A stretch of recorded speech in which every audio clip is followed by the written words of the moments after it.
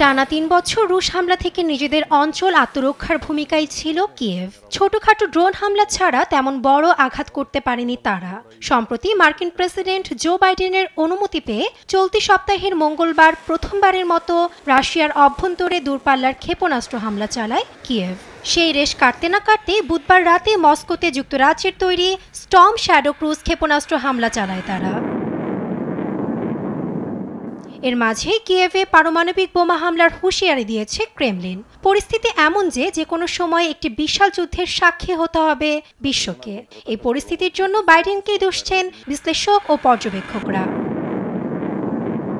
Quincy ইনস্টিটিউটের Eurasia প্রোগ্রামের পরিচালক এনাতুল লেইভেন বাইডেনের এমন সিদ্ধান্তের পেছনের ৩টি কারণ উল্লেখ করেন। প্রথমত, ট্রাম্প ক্ষমতায় এলে যুদ্ধ বন্ধে পদক্ষেপ নেবেন। ট্রাম্পের এই প্রতিশ্রুতি ব্যর্থ করতেই বাইডেন উস্কে দেয় ইউক্রেনকে।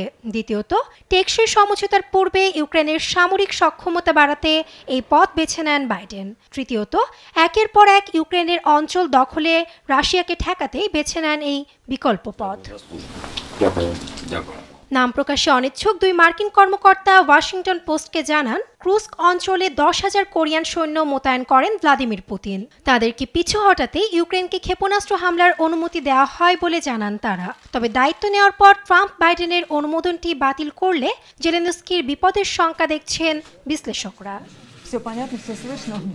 বাইডেন কিয়েভকে সর্বোচ্চ সহায়তার প্রতিশ্রুতি দিলেও ট্রাম্প যুদ্ধ থামাতে চান। তার এক উপদেষ্টা ইউক্রেনকে রুশ দখলকৃত কিছু অঞ্চল ছেড়ে দিতে পরামর্শ দেন। এদিকে দুই নেতার বক্তব্যে মার্কিন স্বার্থ জড়িত বলে মন্তব্য করেন বিশ্লেষক অ্যারন ডেভিড মিলার।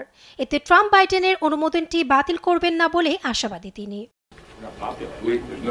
তবে ট্রাম্প প্রশাসনের জাতীয় নিরাপত্তা উপদেষ্টা মাইক ওয়ালটজ পূর্বের সব হিসেব বদলে গেছে জানিয়ে পরিস্থিতি উস্কে দেওয়ার অভিযোগ তোলেন বাইডেনের বিরুদ্ধে।